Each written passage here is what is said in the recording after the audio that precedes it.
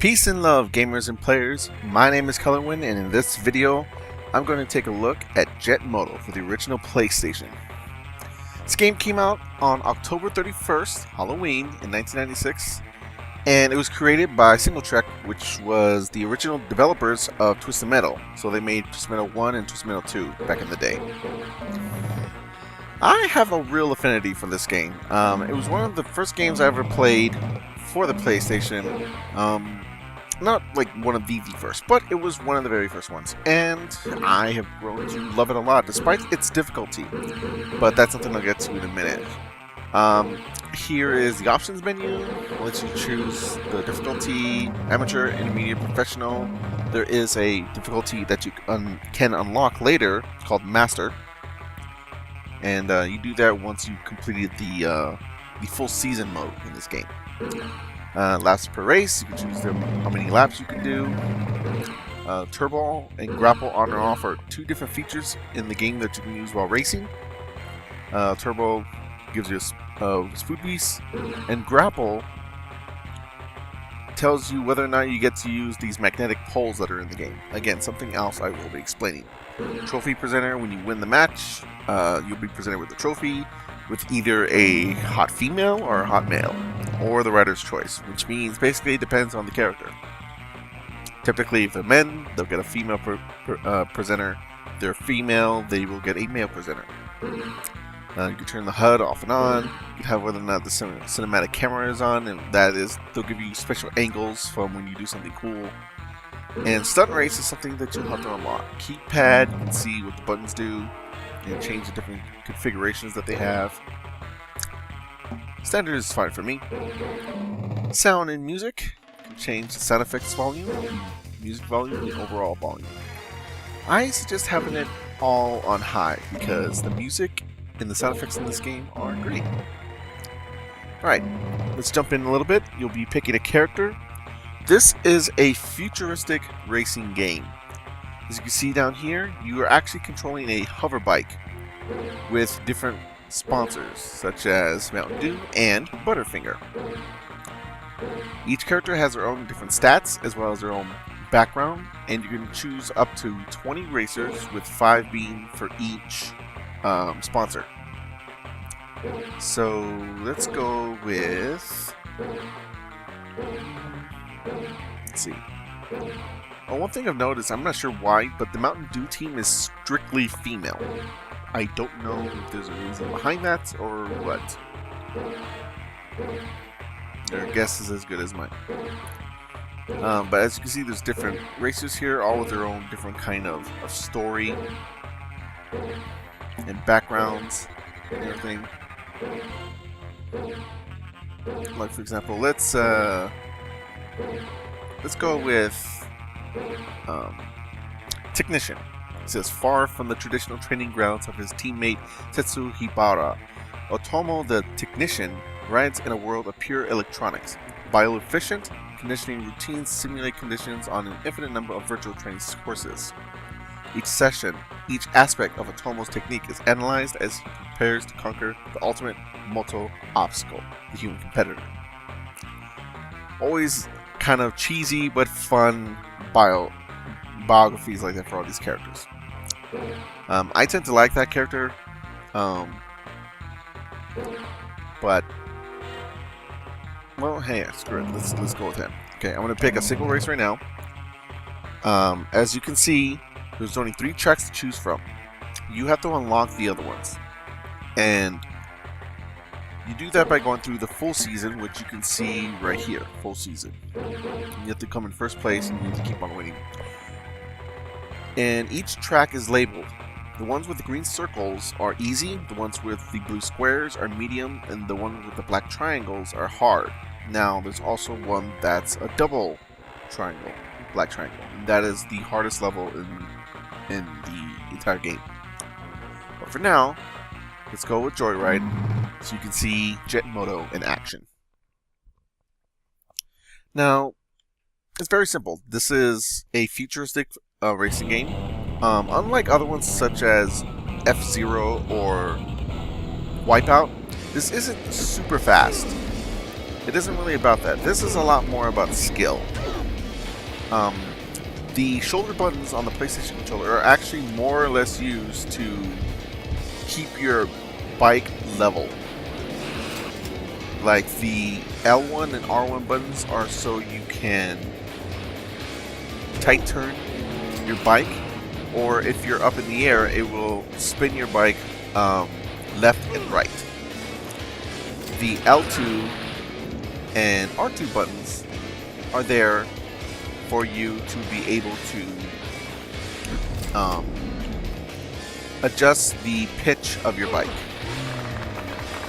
And if you use any of those shoulder buttons in the air, as you can just see it, you can do a trick. You can do stunts. And later on, when you activate stunt mode, that'll allow you to gain back turbo, which will help you a lot in races.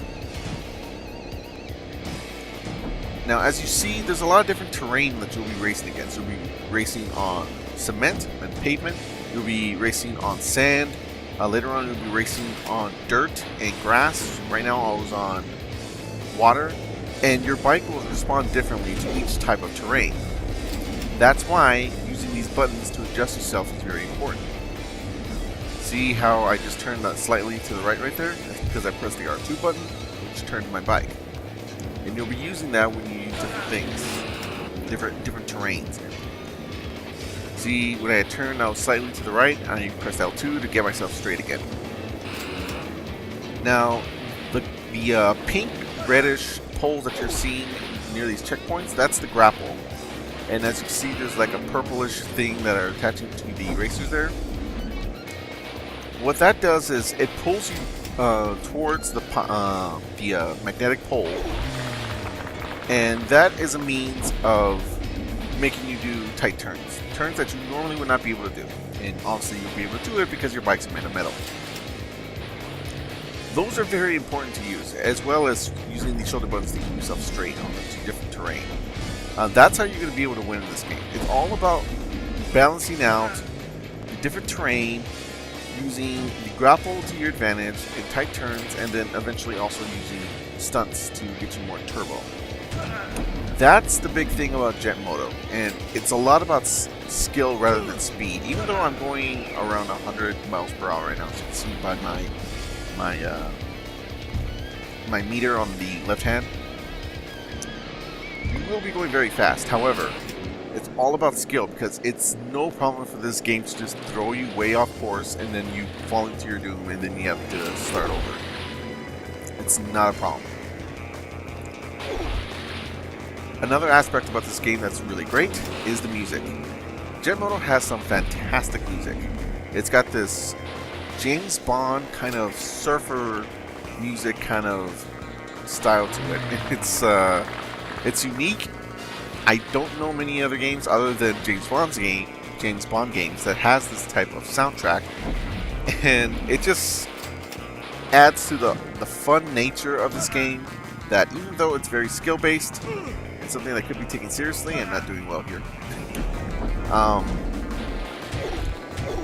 Even though it's a very hard, well, it's not a very hard game, but even though it's a very, I just knocked myself out and I just lost the race. Even though it's a very skill-based game, it still has a lightheartedness to it, and it's just a fun time because of it. Third place, not bad, considering that I really screwed up at the end there. This game is hard. I will make a note of that. This is a tough game, especially when you have to unlock everything. Just for the sake of just showing you that I could conceivably win, I'm going to put this on amateur. Don't judge me. And show you another level. Let's pick someone different this time. Let's go with someone with a bit more mass. Let's see. Maybe someone from Mountain Dew? Now let's go with Wild Ride. Picking another race, let's go with the Suicide Swamp. This is a special type of race. says here, Jet Moto Suicide Course. This track seems fairly easy. Then you reach the end of the course where the U-turns send you racing head-on into the pack. And that's true. You, at some point, are going to be racing into traffic. Oh, there we go. That's weird. That was weird. Anyway, moving on. As you can see, this course has a whole bunch of different trees and stumps out of my way. I'm in a swamp environment. Oh, and I fell over. It was because I was making too tight of a turn and I didn't straighten out my bike, which I should have done with the L2 and R2 buttons. And I ran into a tree. This is a very hard stage. These are the suicide courses. There's 3 of them in the game, and they will all kick your butt because not only do you have to deal with all the obstacles and different U-turns and tight turns that you're going to have to be making, but then you make the U-turn and then you go directly into traffic. The trick when doing those tight turns is to use the grapples so that you can make the turn, but then also pressing the either L1 or R1 buttons to make sure you make that turn, and also the L2 or R2 buttons to keep your bike straight.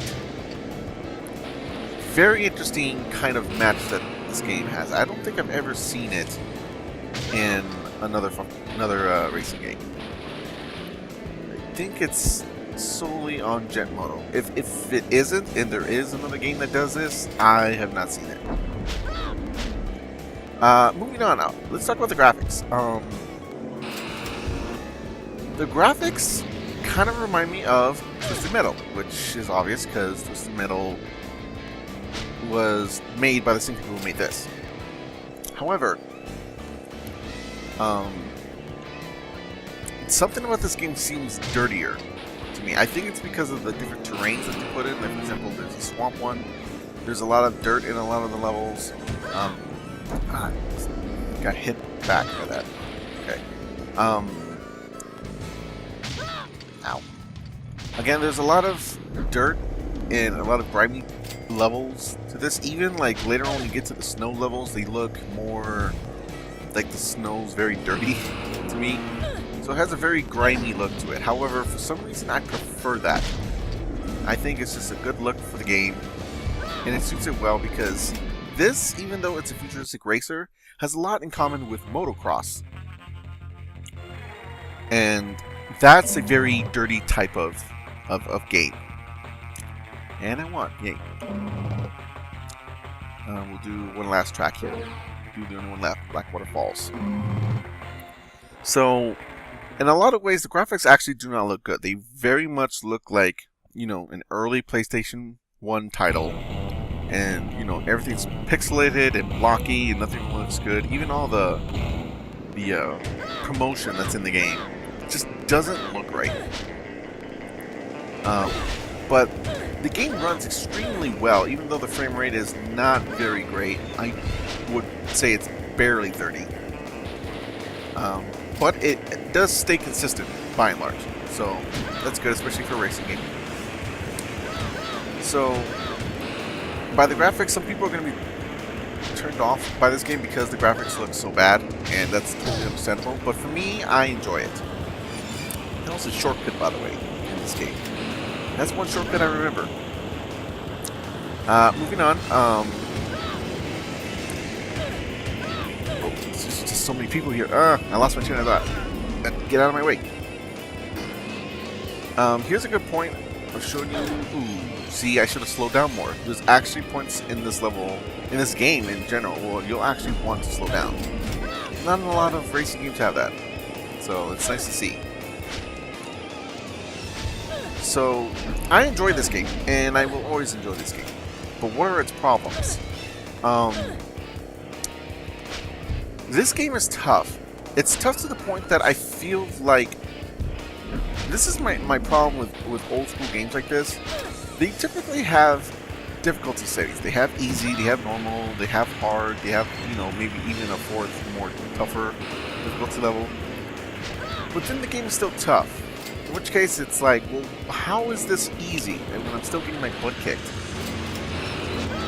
You know, and if you're a young gamer who doesn't know how to play games yet, and you pick up this, you're just going to be completely overwhelmed and just be completely just taken aback by how difficult the game is, and you're not going to be able to play it.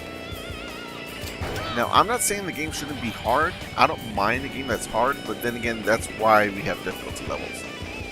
And if you don't actually utilize them, then what are you even doing? So that's one problem. Another problem is there are 10 courses. There are 20 racers. There's no like ending for all of them or anything like that. So you essentially just have to go through this game once. And that's about it. And after a while, even though the courses are pretty good and they're varied on their own, while you're going through the full circuit and trying to complete all 10 of the races, other than bragging rights when you complete the game on a harder difficulty level, there's not much to do. And a lot of the races after a while will just kind of run in together. So there is a point when this game can get a bit repetitive. The tracks aren't so varied to stop that monotony. See, I slowed down there. That's how you do that. Oop, that's how you not do that. There are 10 courses in the game, but there are 9 of them that are in step with a theme. There's the first one that was beach, this one that is swamp, and then the last one that is snowy mountains. And then the 10th one is basically random street paths hovering above a city. That's it. So there's not a lot of variety to the track levels in terms of their graphics. The layouts are quite diverse and they can be fun, but that is a problem. So essentially there's not a lot to this game, and if you bought this brand new back in the day at $50, unless you have a friend who really likes it and can play the head-to-head 2-player mode with you, it will get tiresome and it will get boring after a while. So would I recommend this game? Well, you can pick it up for $6 now on the PlayStation Network for the PlayStation 3. You can buy it for the original PlayStation at a comparable price. It's fun for the price. It's a fun game to come back to and play for a little while, maybe an hour, maybe 2, and have a good time with. But unless you're a big fan of it and you have someone that you can play with, you're not going to get a lot out of this. There are some things like the custom circuit where you can choose different ways of being scored and all that kind of stuff, but that's really it. Everything is modifiers. There's not enough different content and stuff to do with the 10 different courses to diversify it enough. You know, it's not like say Tekken 2, the original PlayStation, where they introduced all these different modes: team battle mode, survivor mode, time attack mode, all these different modes, even a practice mode, to kind of encourage you to get better and also to give you different ways in which to do what was basically just the same thing over and over, which is, you know, fighting the different characters in the game. I also want to point out that I know that ever since I hit easy, that I've been winning all the time, and it's been pretty easy how I've been winning. I know how to play this game. I've played this game a lot. I am a fan of Moto, and I've had this game and I've played it time and time again. I've constantly been going through the tracks and learning how to do different tricks and all this kind of stuff. I am a veteran of this game. Even though I haven't played in a while, and that's why I'm a little rusty. I still get the basic concepts. So I'm doing good on this game, but if you've never played this game, you jumped right in, you would be kind of overwhelmed. Not by the controls, not by the mechanics, but at the difficulty. And you wouldn't know the stuff like, oh, you got to make sure you keep your bike straight, you got to make sure you do that by pressing the shoulder buttons, as opposed to just, hey, hit the turbo button every once in a while and keep the gas button down, like a lot of racing games, and brake when you need to. No, as a matter of fact, you almost never need to brake other than when you're going to hit your head on something, like I said. So I would recommend the game now because it's cheap and it's a fun time. Unless the concept is really appealing to you, which is a futuristic motocross bike race game across all different kinds of terrain that is more skill-based rather than speed-based. This is not really that fast of a game. Unless that appeals to you, you probably won't get enough enjoyment out of this game. So, it's not for everyone. It definitely shows its age, but it's at a cheap price now. And if you know someone who likes the classic game, you should enjoy this. Alright, that's it for me. This has been Colorwind Plays Gen Moto for the original PlayStation. I recommend it for people who like it. Other than that, that's been everything. I don't know how to end this. How do I end this video?